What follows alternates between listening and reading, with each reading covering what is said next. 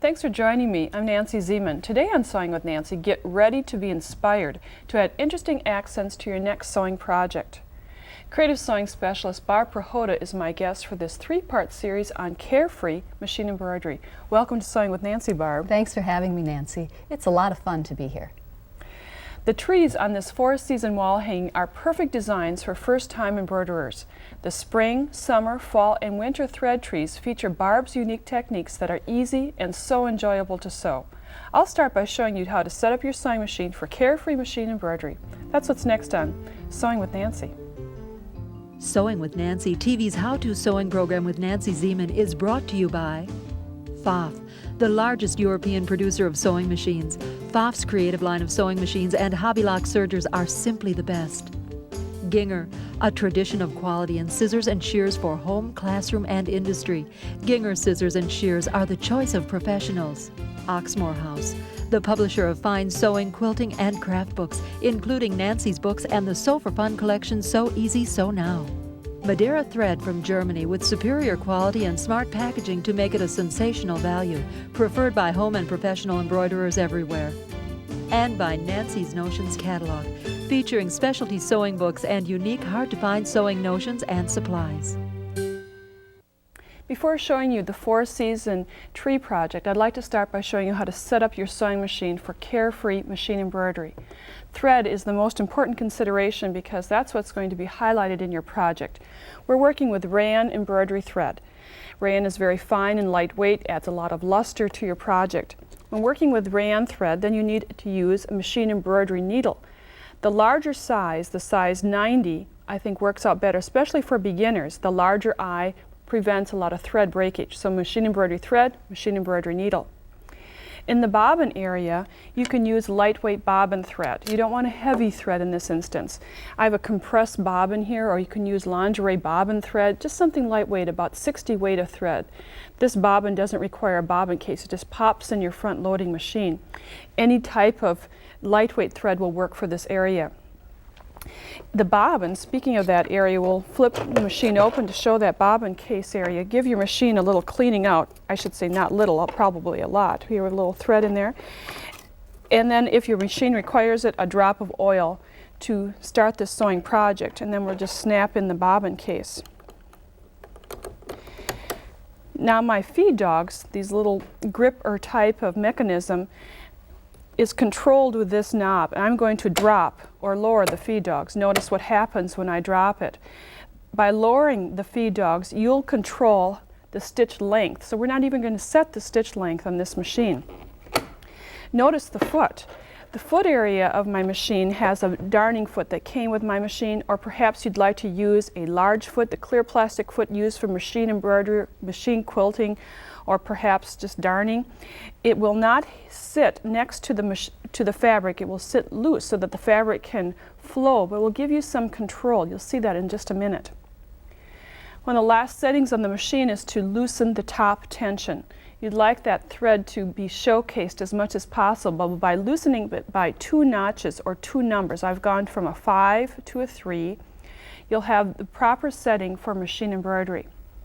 So you basically have the machine set up. I must mention I have a straight stitch, not a zigzag. We're going to do straight stitch projects to begin with, and then we'll show you how to set it for zigzag and some other creative areas. The hoop.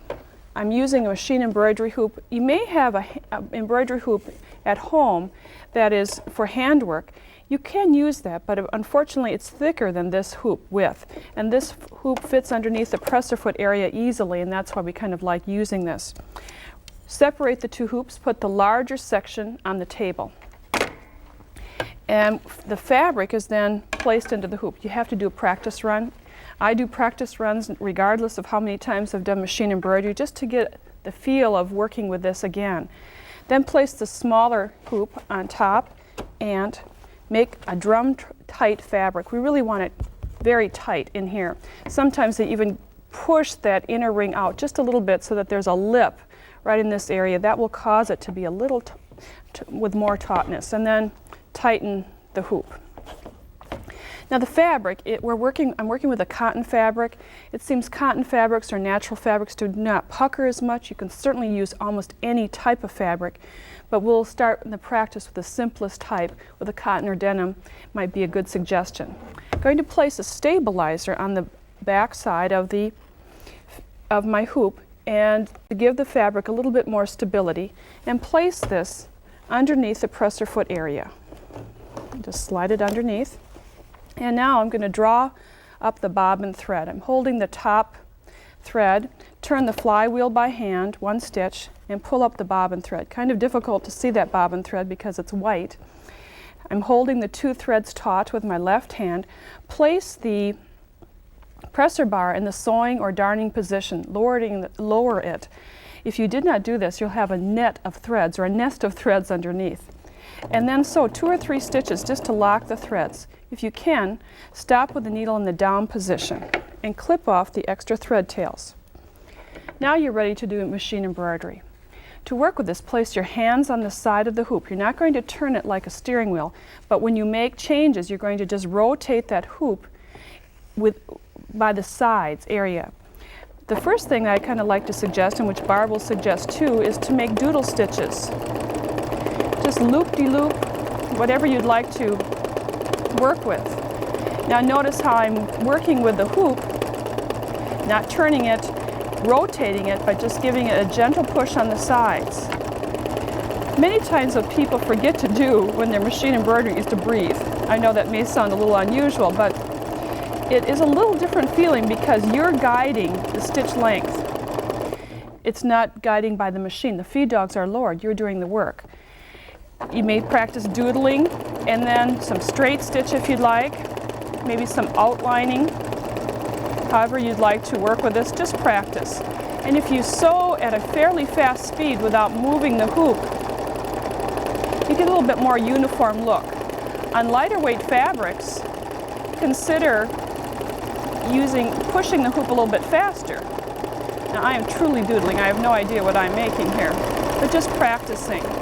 If you'd like to do a fill-in stitch, you simply just, with this straight stitch, guide over and over the area and have the threads work on top of each other. And it's kind of fun. Later in this series, we'll tell you about making labels, personalizing your work. So as you're practicing this stitch, why don't you consider to write your name or your initials? And that's another good thing to practice with. And I'll just see what I can do here with some initials. Whoa! It's easier to do this when you're not talking. Spend a little bit more time practicing machine embroidery with the doodle stitch and doing the straight stitch and fill-in, and then you'll be ready to begin our next project, the 4 Seasons wall hanging. Now that you know how to set up your machine for Carefree Machine Embroidery, Barb and I are going to show you some of her unique techniques. And Barb, we're going to start with the summer tree on this wall hanging that we showed you earlier. This is great. This is so fun to look at and fun to sew. This tree has about 2 different colors of thread in the trunk and the branches. And we're using a medium brown for the base, and then later on I'll add a darker brown for some highlights. Now we're going to do a little bit of a different step using a stabilizer, an additional stabilizer. Why don't you tell us why? I like to use a sturdy water-soluble stabilizer, the kind that's clear, and use that to transfer my design onto my projects. And just put your paper with your design underneath and use a permanent type marker and trace off your design. Then you can apply the stabilizer onto the top of your fabric and just stitch right through it. Now this is a little bit different. This is a pattern transfer kind of with that stabilizer. Right, it's not actually being used for the stabilizer purposes, although that helps also. Sure. We're just going to apply a little fabric adhesive. Make for sure it's fabric adhesive to the wrong side of the stabilizer. It isn't absolutely necessary, but it sure makes life easy to keep the pattern in place. And we're working with a high contrast of a canvas so that it works a little bit easier.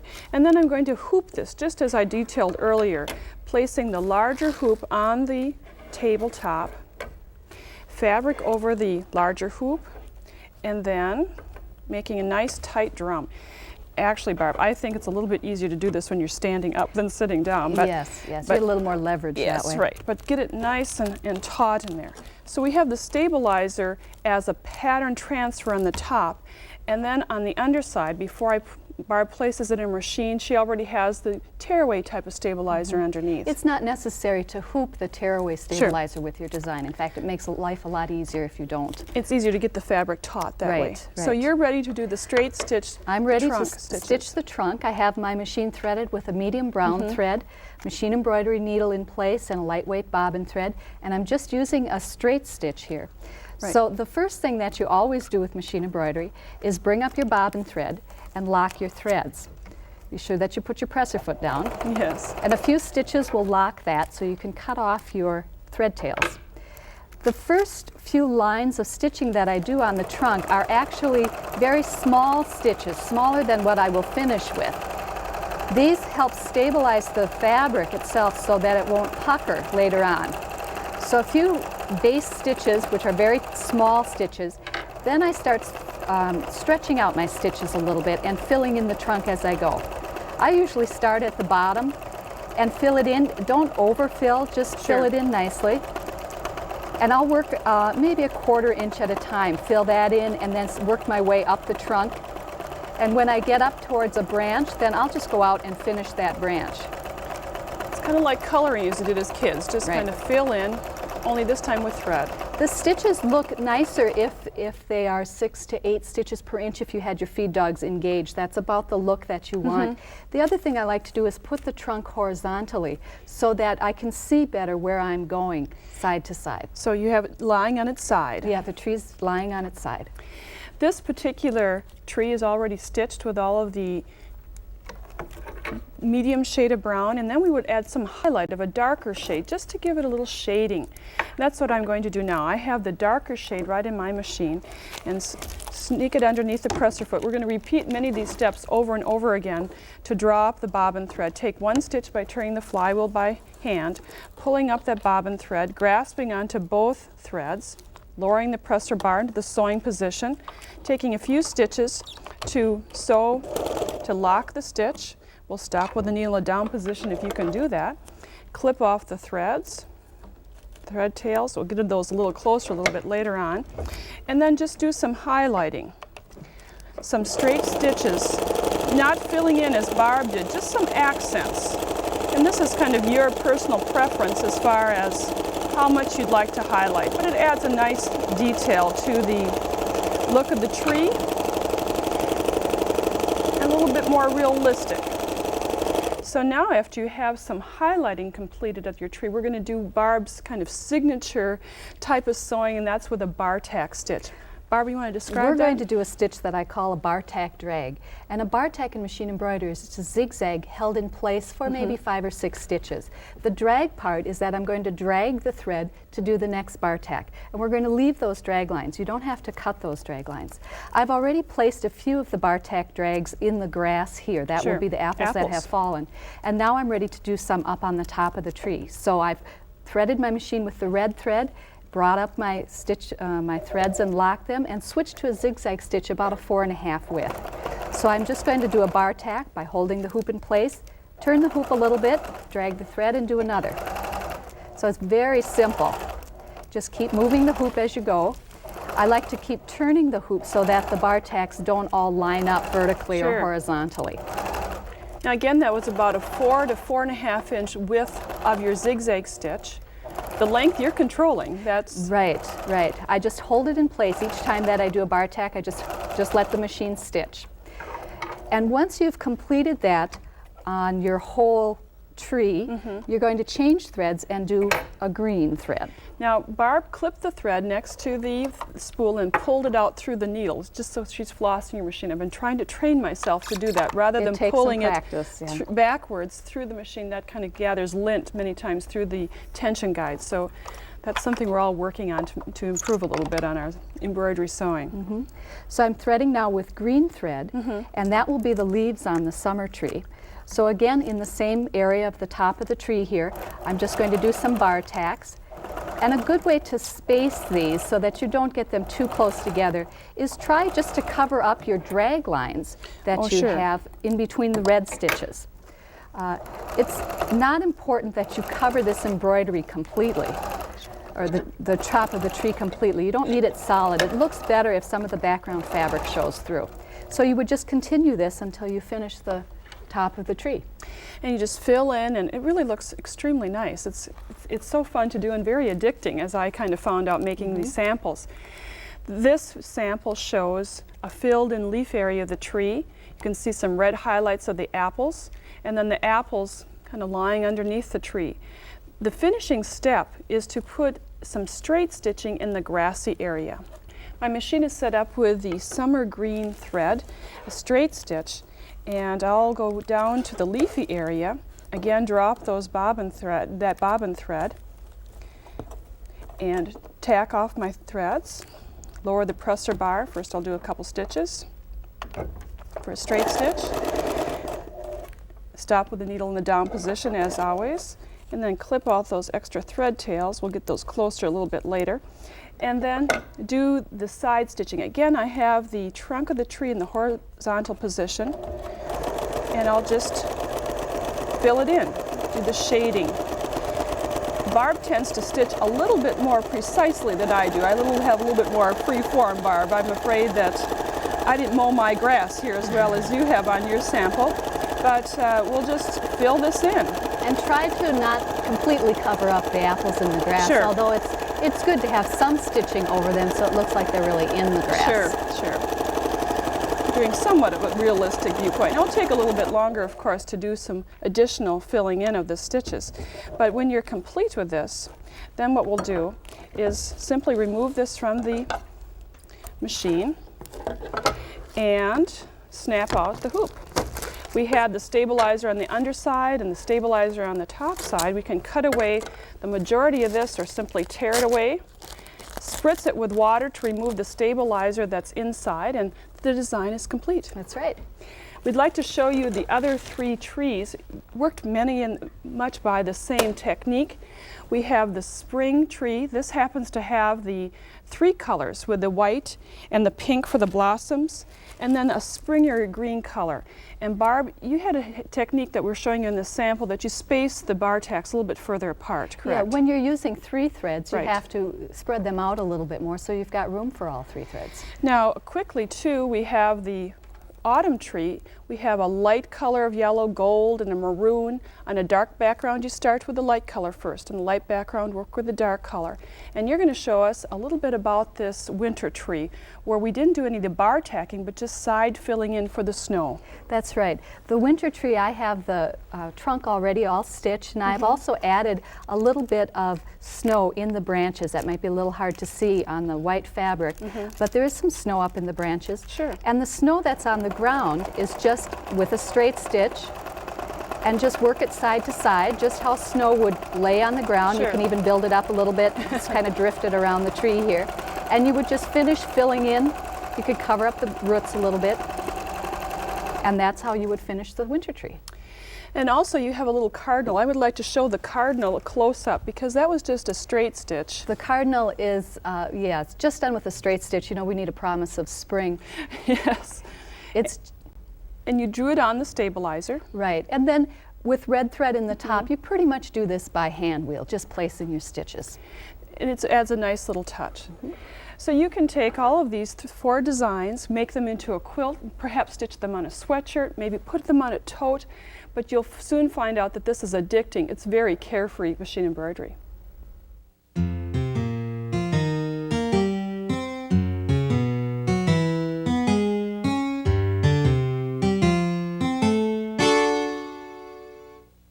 In this first program of Carefree Machine Embroidery, Barb and I detailed working with the drag bartack stitch and the fill-in stitches. This lovely wall hanging that Barb created with the trees from the spring, summer, and fall season were all accomplished in the same way, just by changing threads. And then the winter scene with the straight stitch and the fill-in stitches to recreate the little cardinal as well as the snow. I know that you could find many ways of working with this, putting it on a sweatshirt or perhaps a tote bag, but all using these great ideas. We'll be back with more. New from Oxmoor House, the Sew for Fun collection, So Easy, Sew Now. Quick ways to sew gifts, accessories, clothing, and more. Order now. You'll receive free 7 project cards, a pattern sheet, binder and dividers, and my new monthly newsletter. You'll also receive more project cards to preview for 30 days. No obligation. If you decide to keep them, we'll bill you only $5.98 plus shipping and handling. Then about once a month, you'll receive 2 new sets of projects in my free newsletter at the same low price.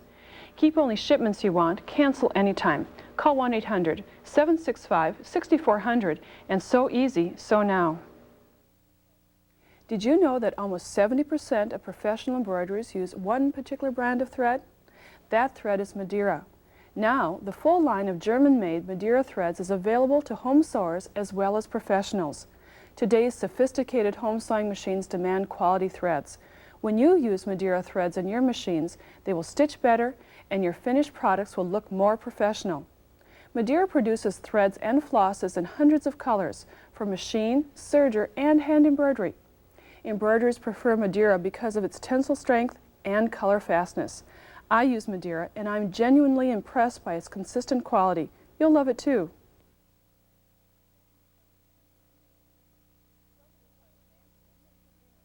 Welcome to Sewing with Nancy. I'm Nancy Zieman. This is the second program of our 3-part series on Carefree Machine Embroidery. Back again to share her enthusiasm and knowledge on embellishing and accenting with fabric and thread is Barb Prihoda. Barb, great to have you back. Well, thanks, Nancy. You know how I love to share ideas with other sewers, especially ideas that use simple stitches and easy techniques and can be used to embellish either ready-to-wear garments or custom-made garments. I like your approach. This first technique of this program features bartack flowers and baskets. Barb designed this attractive design using a version of the zigzag stitch. The accents take minutes to sew and could easily be stitched on a variety of projects. Stay tuned for more Carefree Machine Embroidery ideas next on Sewing with Nancy. The first project of bartack flowers and baskets is a 3-step process. I'm going to show you how to create the interesting basket using variegated thread and then add some stitching, straight stitching for leaves and then the bartack flowers. Here's where I'm going to sew the bartack basket.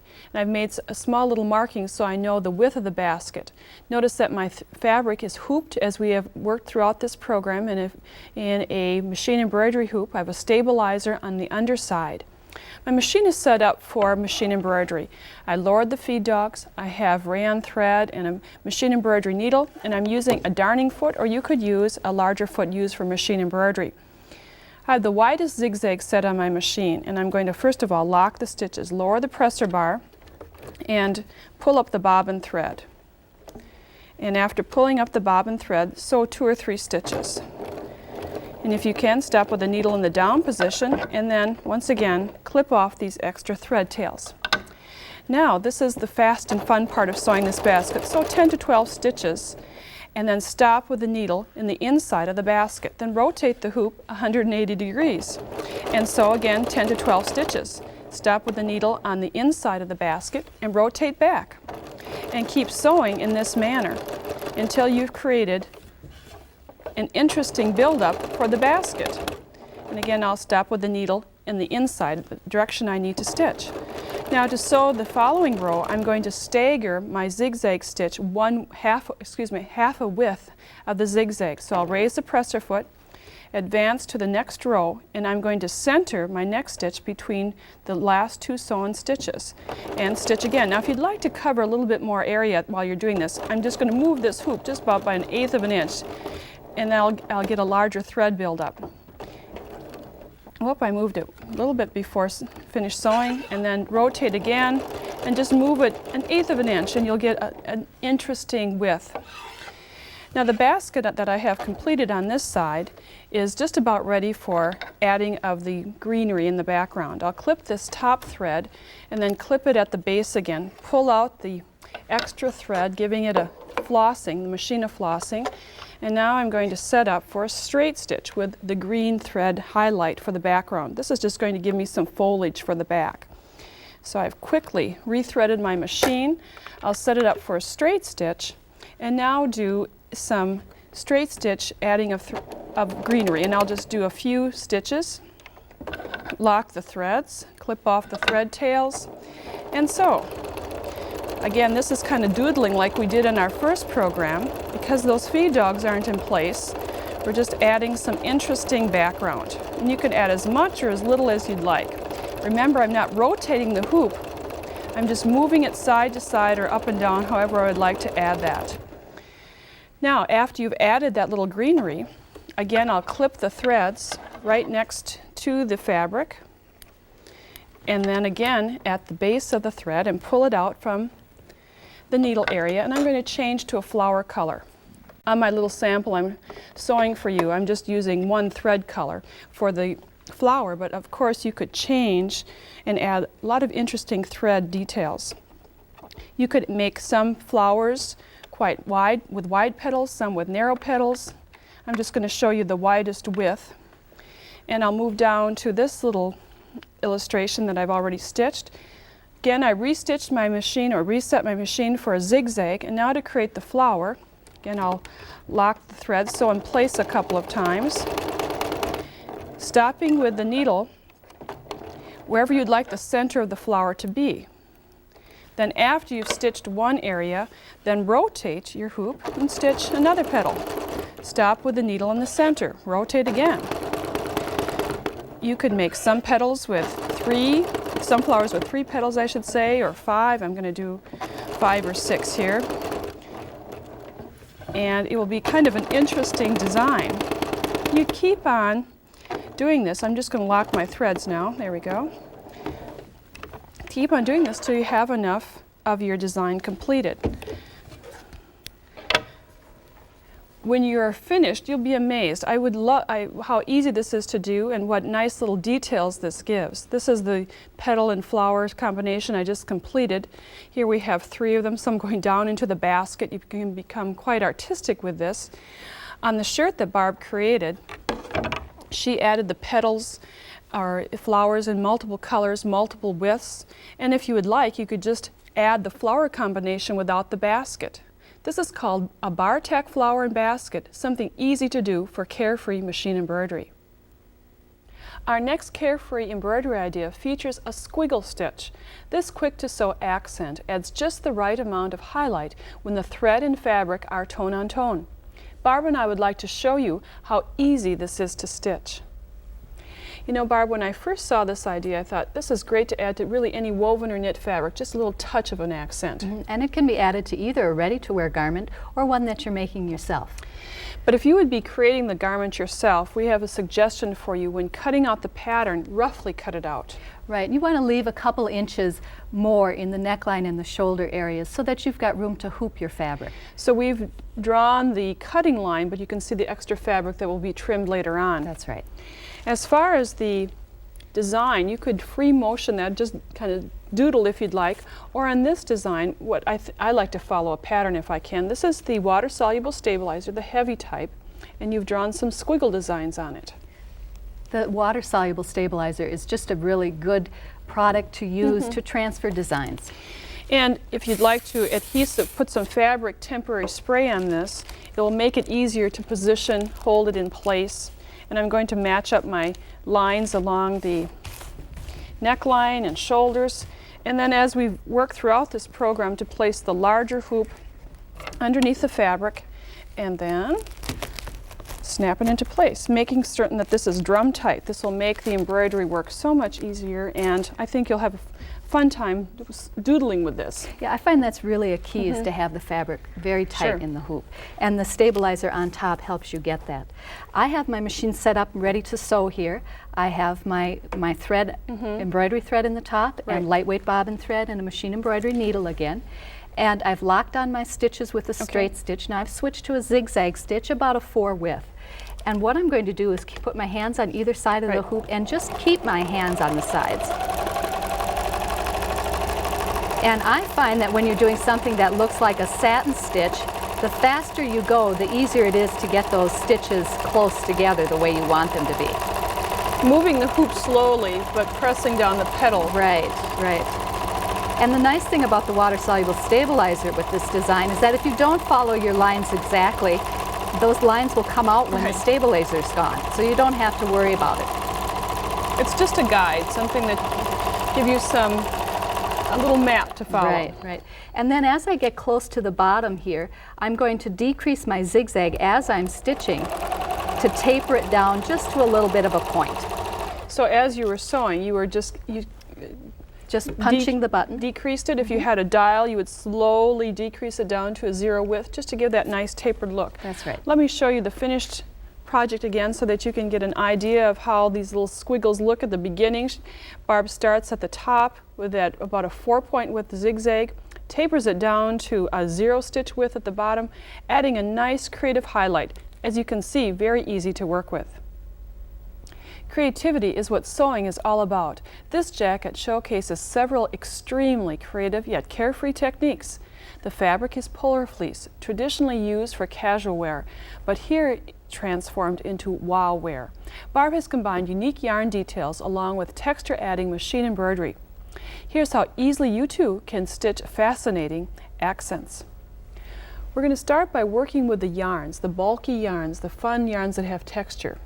Barb, you really chose some interesting combinations. Yes, there are so many interesting yarns available for sewers nowadays. And you would think that you really can't sew through these, but we're going to give you some hints on how to do this. Right. These are kind of blue clay yarns, thick and thin. You wouldn't have to go this extreme. You could use them narrower if you'd like. But we're working with the polar fleece fabric, as I mentioned, fabric that's traditionally used for casual wear, but we're going to make this great jacket, or a vest would be fine too. On this, we're going to use a sample here, but we'd place the fabric on the table and then lay the yarns the way you'd like it. And you've kind of laid them on vertically with a little bit of curve and shape. Yeah, I have some loops added there just because that's kind of the way that the yarn wanted to lay. So let it fall on the fabric and see if you like how it is. Now to position this, you could pin it periodically, or you could use again the water-soluble stabilizer to position it, to hold it in place, and then use the fabric adhesive spray just to pin it, quote-unquote, down. Much quicker than pinning. We'll sneak this little loop under here. There we go. We're going to use a hoop a little bit later, but right now we're just going to stitch down the center of these nubby yarns to the fabric. And the hoop is really going to be the darning foot or the large foot on your machine that acts as a mini hoop. And a straight stitch is the stitch. Right. I find you don't necessarily have to use a hoop if you're just doing a straight stitch, and if you have the darning foot on your machine and you're working on the lengthwise grain, you're not putting that much embroidery in it, so you don't have to have the hoop moving. And we're going to be using the clear thread because we don't want the thread to interfere with the beauty of the yarn, and the monofilament thread, and then a needle that coincides with it, the metafill, the filament part of the name meaning for the clear filament thread. So that's what I have in my machine. I'm going to do as we've done throughout this series and to draw up the bobbin thread. Now I just might want to say I always have a hard time seeing that clear thread. Here we go, I'm holding it on now. Put the machine in the sewing position and lock the stitches, sewing a few times. I'll stop with the needle in the down position, clip off these extra thread tails, and then simply guide the fabric with my hands so that as I'm sewing down the center of this, remember there isn't a feed dog here that's feeding the fabric, you're pushing and pulling. Nancy, there are a couple of reasons that it is much easier to do this in free motion embroidery style instead of with a regular presser foot on and your feed dogs up. One of them being that you can follow the lay of the yarn much easier. Whether you have the loops, you can just work right around them without pivoting.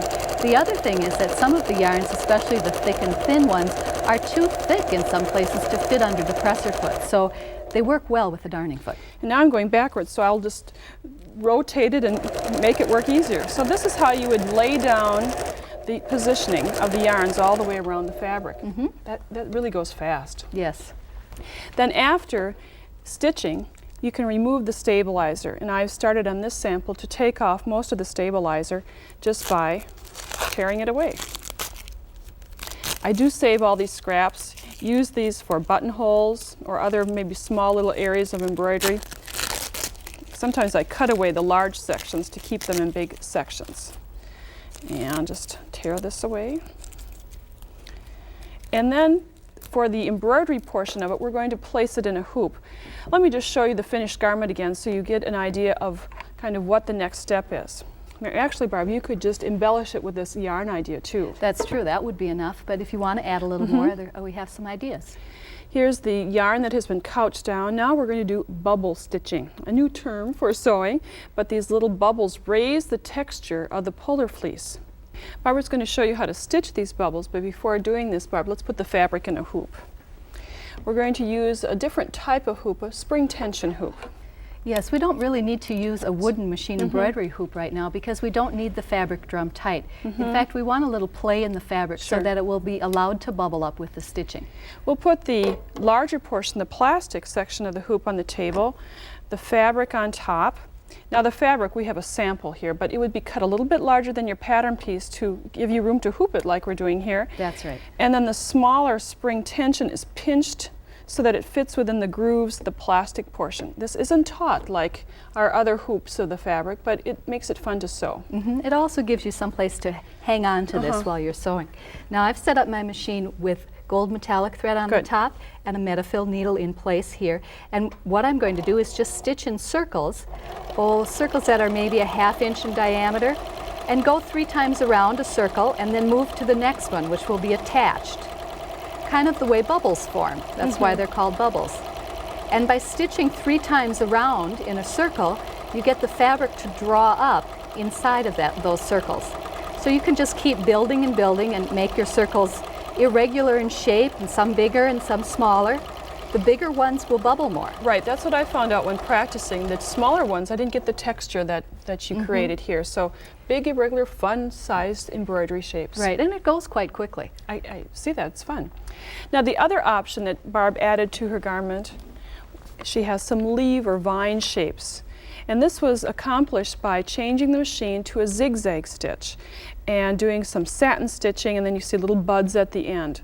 Barb's ready to do the stitching, and you have your machine locked and ready to sew. Okay, I'm ready to sew the vines now, and I have the same thread in that I had before, but I've changed my machine to a zigzag stitch, maybe a 3.5 or a 4 width. And I find it easier to stitch the vines working them upside down, so I'm actually working towards myself. So I start at the base of the vine, and this is done with a satin stitch, a free motion satin stitch. So stitch with the fast machine speed, or as I like to say, step on the gas, and move the hoop slowly.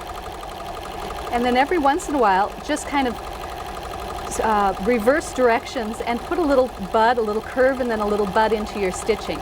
Go back down a little bit and start another branch. And they can curve to the left or to the right. And your first pass, the first time you stitch it, it doesn't have to be filled in. It's when you go back on your line that's when you can really satin stitch it in.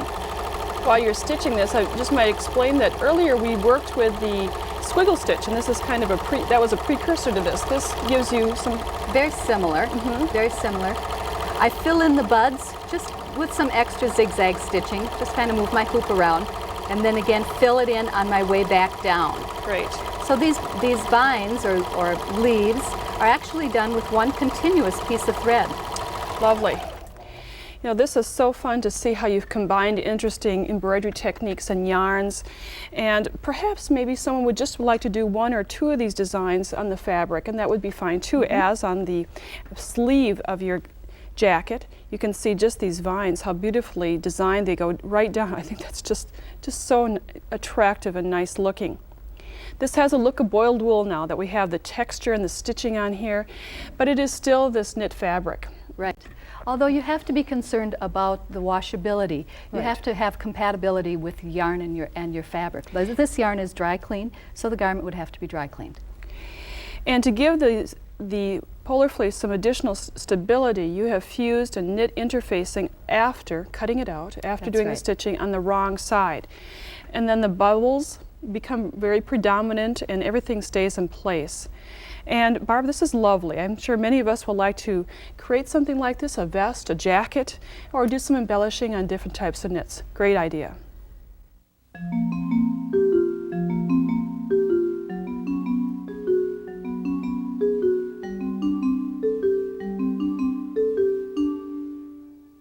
Barb and I would like to encourage you to try some of these embroidery techniques on ready-made garments.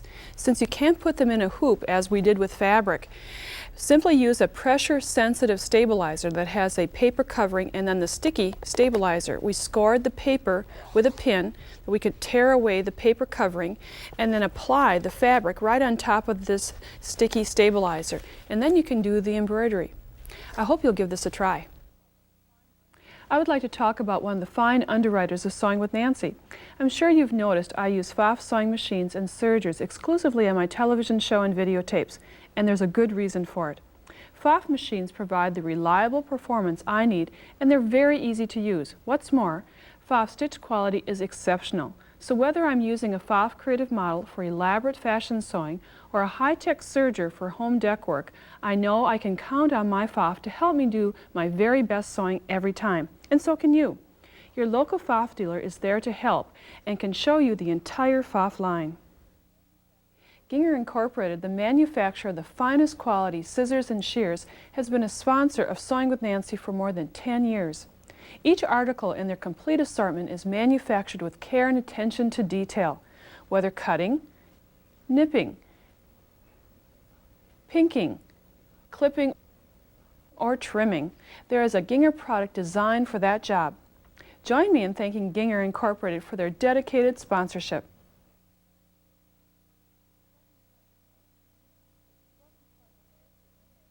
Welcome to Sewing with Nancy. I'm Nancy Zieman. This is the third program of my series on Carefree Machine Embroidery. I've been fortunate enough to have Barb Prihoda, creative sewing specialist, with me throughout this series to share her unique and exciting creations using thread and fabric. Barb, thanks for coming back. Well, thanks for having me, Nancy. You know that I love to share with others the unending possibilities that free motion machine embroidery has to offer. And your ideas are so fun to work with. We're going to start with a spiderweb design that was created with embroidery thread. We'll introduce you to a technique that Barb calls stitching on air. It's a variation of embroidery that will be sure to add a one-of-a-kind accent to your next sewing creation. That's what's next on Sewing with Nancy. Barb and I have our machine set up for machine embroidery. Just a quick review. The key element is to lower or cover the feed dogs. Most of you will be able to drop the feed dogs on your machine. They're not raised in this lower section. Remove the traditional presser foot and put on a darning foot or a larger foot used for machine embroidery. I have a machine embroidery needle, thread that's for machine embroidery, but this time, instead of a lightweight thread in the bobbin, I have both red thread in the top and bottom, which you'll see in just a few minutes. The other change is to have the tension at a normal setting. I'm going to put it back to the traditional setting. We want it balanced because you'll see both the thread at the top and bobbin.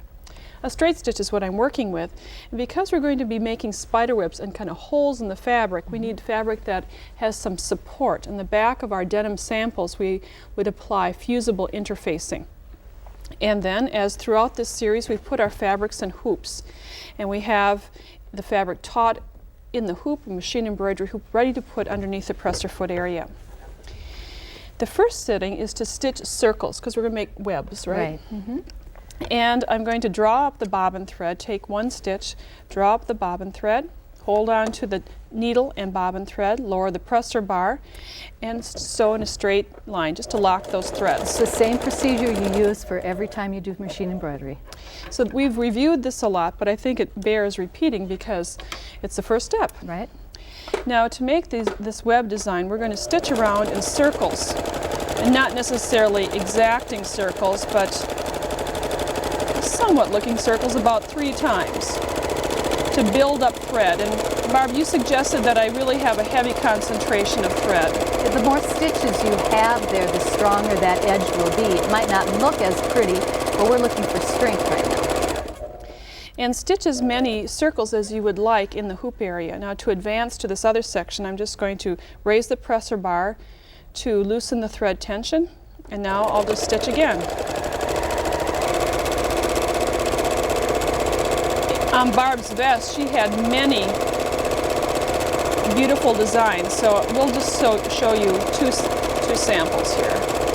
Then after stitching, we'll remove this from the fabric, the fabric from underneath the presser foot, and then just cut one of the openings, correct? Yes, you only want to cut one at a time. If you cut all the circles that you had sewn while your fabric was in the hoop, your fabric would be weakened. So we're going to complete one spider web at a time. Now it's a little bit easier to cut this when you're not holding it to a camera, so I'll get fairly close to the stitching, but you would cut it all the way around, trimming extremely close to the stitching line, which you have on your sample. Yes, I've already got mine done. Okay. And in fact, I have my embroidery thread from the top and the bobbin is locked already on the side. One point is that when you lock it on the side, be sure that you really lock it. Go twice as far as you usually do so that it's really going to stay. Now we're going to start doing the stitching across the open area, or the stitching on air. And to do this, we're just going to move the hoop in a steady motion straight across the circle, just like this. You keep stitching as you go across and go past your stitching. Then you can move over to another area. I like to cut this just like you're cutting a pie and go across again. And you can keep on going and have a general intersecting area towards the center of your machine, of your spider web. You can stitch as many spokes to the spider web as you would like, and Barb, I think you're going to sew a few more. Yeah, I think I'd like to add just a few more, just to kind of fill it in a little bit. Maybe another one right here. And now I'm going to start getting ready to do the center of the web. And to do that, I'm going to stitch past the intersection and start moving my hoop in a circular motion. And that causes a buildup of thread that makes a circle in the center of your spider web. And you'll notice that I'm stitching in a much wider circle than my stitches appear to be. That's because they collapse in on themselves. So then I'll take a couple stitches now in that newly formed center and then head back out to the outside. To finish the edges, I like to just have radiating lines coming out from the spider web. Interesting. And this can be very free form. And I kind of wrap that edge just a little bit, finishes it off a little bit. You could satin stitch it also if you wanted to, but I usually don't. So this is just straight stitch moving forward and back. Now, we've used one color, or Barb has used one color to show the technique. Again, we had a balanced stitch, which is a little bit different than the rest of the Carefree Machine Embroidery ideas. But this sample that Barb has created with this lovely, interesting collar shows that we have different thread colors. Of course, you have that creatability. Here we have kind of a olive green, where notice that the center of the spider web is offset, so you don't have to do it exactly in the center. Another option might be to change thread colors and to have multiple centers or multiple center sections. And Barb has used both a rust color and a taupe color in combination, so it's kind of fun. Machine embroidery sewing is being creative, and so really we're just giving you some guidelines. You can certainly do some changes. Speaking of changes, we'll flip up your next idea. This is what you saw earlier in the program, the vest. This is really striking. It has beading in the center. Yeah, I thought it needed just a spark, a little bit of highlighting in the darker colors of the vest. So I put silver beads in the center. And actually the beads were applied with the sewing machine, so you can do it all in one step as you're doing your spider webs. And I'm going to show you how to do that. Very simply, lock on your stitches. Be sure that you've got them locked well. But while I was talking, we didn't explain that you took off your presser foot. Yes, I did take my darning foot off because it would be in the way as you try to do some beadwork. So if you're going to put beads on by the machine, you want to work without a presser foot. So I have my stitches locked in on the side here. I'm just going to work my way right to that center of the spider web. And I have just a small bead here, and I have a pair of tweezers which help me hold the bead. Just going to put the needle down into the eye of the bead and drag the bead over a length of a bead away from where my thread is coming up. Take a stitch down, and I do this by hand, and then back where my thread was coming up, and that gets the bead to lay over on its side the way a bead should, and then back out to the edge. That was really simple. So you just used the hand wheel to turn the stitch so that you weren't using the foot control when taking that stitch. So that's a really nice accent, and you could add a bead accent throughout any of your machine embroidery ideas using this concept. That's right. Now, one thing we'd like to point out, since this is the third program of this series, we're kind of getting a little bit more detailed as we go along.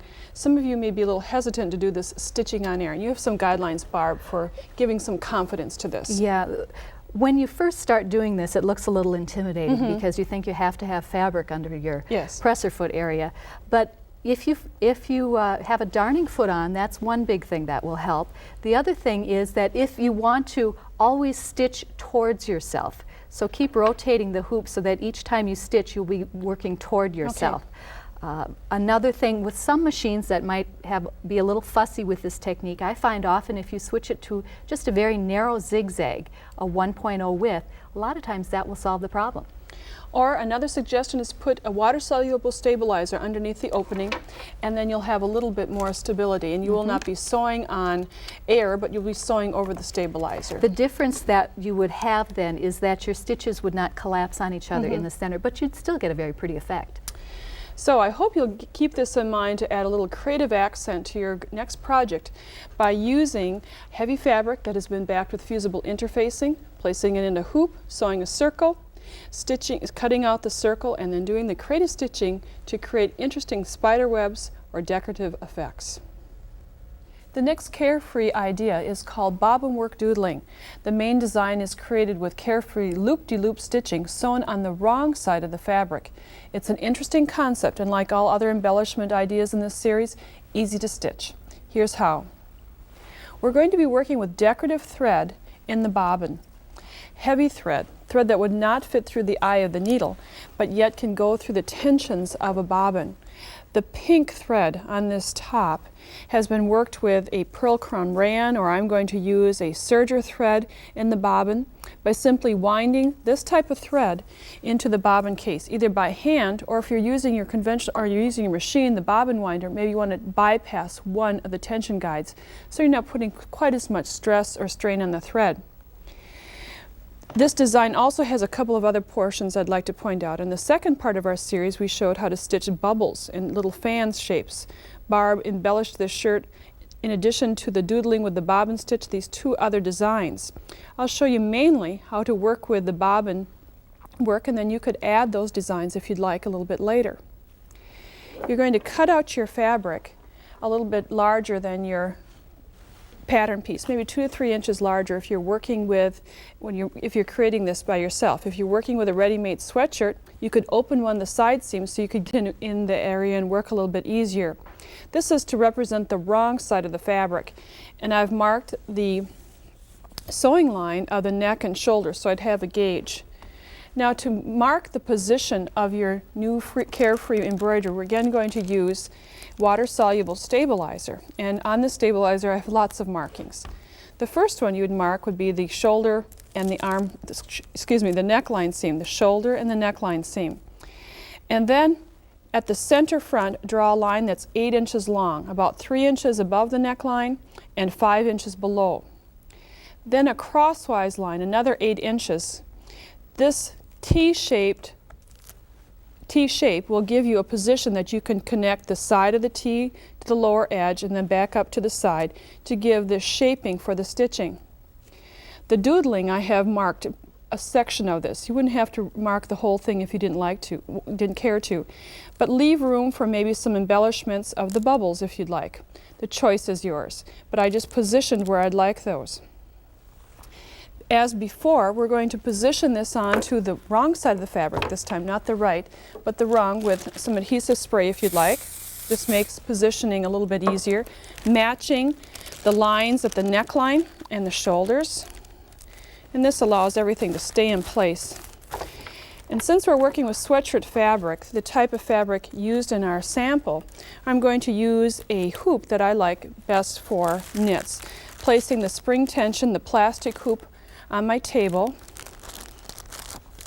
the fabric on top of the large hoop, and then pinching this all together.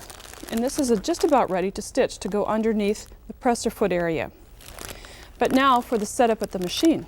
I told you I wound the bobbins by hand or used the bobbin winder in my machine by bypassing one of the tensions.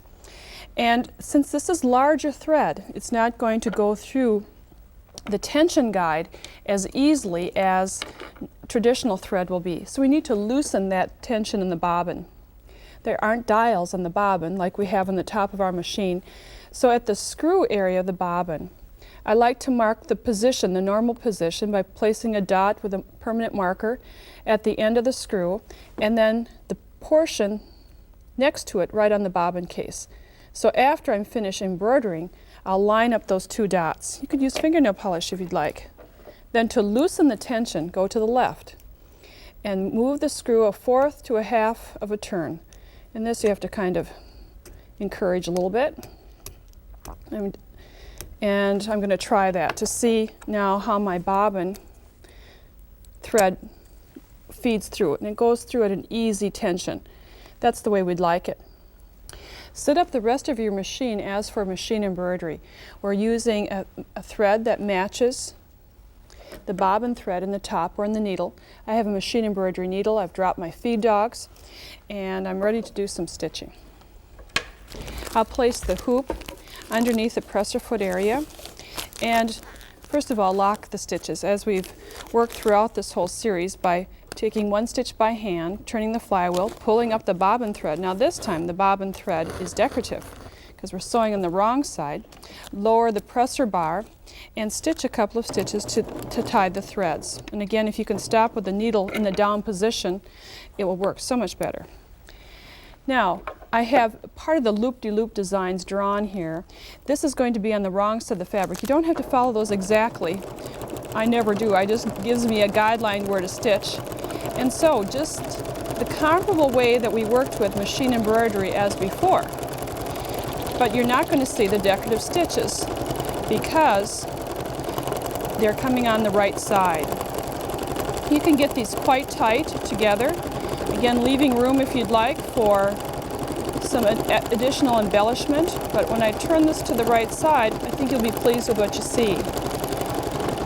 Now, I always do a test run. I would not start out just by sewing right on my garment, so I would suggest that you do the same. We'll see how this looks. It looks kind of interesting because of all the detail of the thread, the heavy detail that you see in this area. This is just a small portion of the design that I've stitched. I'll take another look at our finished garment and the highlights that are included in here with some metallic thread that was stitched from the right side. You'd unhoop the garment, put it back under the machine with right side up, and add those interesting embellishments. Throughout this series, Barb and I have given you, we counted up about 8 different Carefree Machine Embroidery techniques, and Barb would like to give your 9th one today. Well, I just think it's important for people to take credit for the work that you do in a garment. So I always add a personal label to my garments that have a lot of machine embroidery on them. This vest featured the last thing we just went over, the spider web idea in this last program, and it's done in synthetic suede. It has spider webs done on synthetic suede. I like to work with synthetic suede for labels because you can cut it in any shape and it doesn't ravel. Now, labels, sometimes we think of those small little ugly white things, but this is far from that particular description because on this vest, this is Brazilian embroidery. We didn't show this technique, but I love this label, so that's why we're showing it to our viewers. And, oh, you've added some of the embroidery detail. Yes, some people might say, why put that amount of work into something that's in the back of the garment? But you know, I enjoy seeing it every time I put the garment on. So it's for me as well as for when it's hanging on a hanger. And you'll see that in all of Barb's garments that she has one common denominator, and that's the name. The name, I use the name Southern Belle or Southern Belle Originals just for my own personal clothing, and that was my nickname that my father had given me. Oh, how sweet. And another interesting detail is that, as we mentioned, it has some of the techniques from the garment on the label, and you just don't sometimes just make the label specifically. You work with a scrap, I always practice my techniques on a scrap of fabric before I sew, and then I save those scraps with the thought that maybe I'll be able to use part of them as a label later on.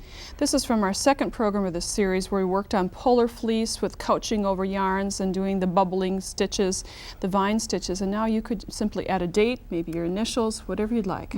That's right.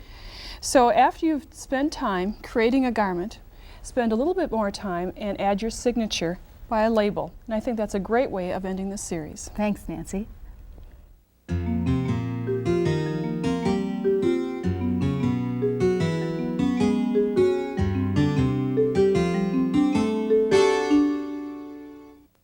It's time to wrap up this 3-part series on Carefree Machine Embroidery. But before I do, I need to thank our special guest, Barb Prihoda. Barb, this was inspiring. Thank you for joining us. Well, thanks for having me, Nancy. I hope our viewers will try one or more of these techniques and really have some fun with free motion embroidery. All the ideas that you saw throughout this series are written in a 20-page companion booklet by the name of Carefree Machine Embroidery, so you have all the details written down. Thanks for joining us. Bye for now. Sewing with Nancy has been brought to you in part by Pfaff, simply the best European line of sewing machines. Ginger, a tradition of quality in scissors and shears. Oxmoor House, publishers of sewing, quilting, and craft books. Madeira Threads, designed for home and professional embroiderers everywhere. And by Nancy's Notions Sewing Catalog, featuring specialty sewing books and notions.